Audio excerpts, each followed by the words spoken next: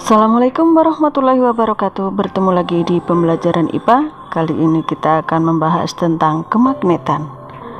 Apakah kalian tahu ini gambar apa? Gambar ini memperlihatkan fenomena aurora. Aurora adalah fenomena alam yang dapat dilihat di atmosfer daerah kutub utara dan kutub selatan.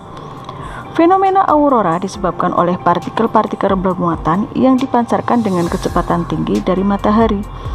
Partikel-partikel ini mempengaruhi atom-atom pada lapisan atas atmosfer bumi. Partikel-partikel ini disebabkan adanya magnet bumi di kutub utara dan kutub selatan. Apa yang menyebabkan fenomena aurora hanya terjadi di langit kutub utara dan kutub selatan? Kita akan mempelajarinya di bab kemagnetan. Kembangan peradaban manusia tidak terlepas dari penemuan magnet, mulai dari speaker, telepon, televisi, bel rumah, dan berbagai peralatan yang biasa digunakan dalam kehidupan sehari-hari memanfaatkan magnet sebagai komponen utamanya. Akan tetapi, tahukah kamu apa yang dimaksud dengan magnet? Dari manakah magnet berasal? Dapatkah sifat kemagnetan suatu bahan hilang? Atau dapatkah kita membuat magnet? Agar dapat menjawab semua permasalahan tersebut, mari kita pelajari bab magnet dengan penuh semangat. Kata magnet berasal dari bahasa Yunani magnetis litos, yang berarti batu magnesian. Magnesia adalah nama sebuah wilayah di Yunani pada masa yang lalu yang kini bernama Manisa, sekarang berada di wilayah Turki. Di wilayah tersebut terkandung batu magnet yang ditemukan sejak zaman dahulu. Penentuan kutub magnet batang dapat dilakukan dengan percobaan sederhana. Letakkan magnet batang di atas gabus, lalu apungkan di permukaan air. Ujung magnet yang menunjuk ke arah utara adalah kutub utara magnet, dan ujung magnet yang menunjuk ke arah selatan adalah kutub selatan magnet. Tahukah kalian mengapa demikian? Coba kamu dekatkan ujung kedua magnet. Ulangi kegiatanmu dengan menggunakan ujung yang lain kedua magnet tersebut. Selanjutnya, amati peristiwa yang terjadi pada kedua ujung magnet tersebut. Lakukan hal ini berulang-ulang. Dapatkah kamu membuat kesimpulannya?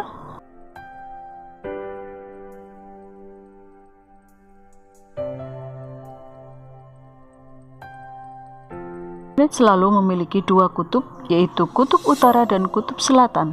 Kutub-kutub magnet yang senama bila didekatkan akan tolak-menolak, sedangkan kutub-kutub magnet yang berbeda nama bila didekatkan akan tarik-menarik. Kutub-kutub ini selalu ada pada setiap magnet walaupun magnet tersebut dipotong menjadi potongan magnet kecil. Dari manakah kekuatan magnet berasal? Apa beda gaya magnet dengan gaya listrik? Mari mengingat materi tentang gaya listrik. Gaya listrik berasal dari adanya interaksi antara muatan listrik, sedangkan gaya magnet berasal dari adanya interaksi antara kutub-kutub magnet yang ditimbulkan oleh gerakan muatan listrik atau elektron pada benda. Penyusun magnet adalah magnet elementer. Kutub utara dan kutub selatan partikel elementer magnet pada benda tersebut tersebar secara acak, sehingga benda tidak memiliki sifat magnet. Pada beberapa jenis logam tertentu seperti besi dan baja, sejumlah magnet elementer apabila diinduksi dapat disusun berbaris pada arah tertentu, sehingga benda bersifat sebagai magnet. Apa yang terjadi jika magnet didekatkan pada pensil, ballpoint, mistar plastik, paku besi, sendok aluminium, dan sebagainya? Dapatkah kalian menentukan sifat interaksi benda terhadap magnet? Bagaimana kekuatan magnet pada tiap-tiap benda tersebut?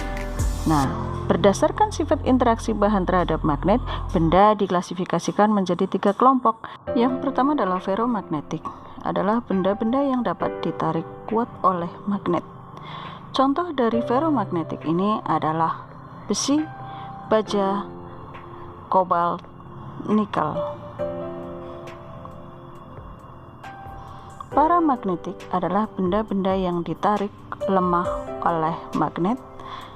Contohnya yaitu magnesium, lithium, molybdenum. Diamagnetik adalah benda-benda yang tidak dapat ditarik oleh magnet. Contoh dari diamagnetik ini adalah perak, tembaga, emas, dan bismut. Sampai jumpa di materi berikutnya. Wassalamualaikum warahmatullahi wabarakatuh.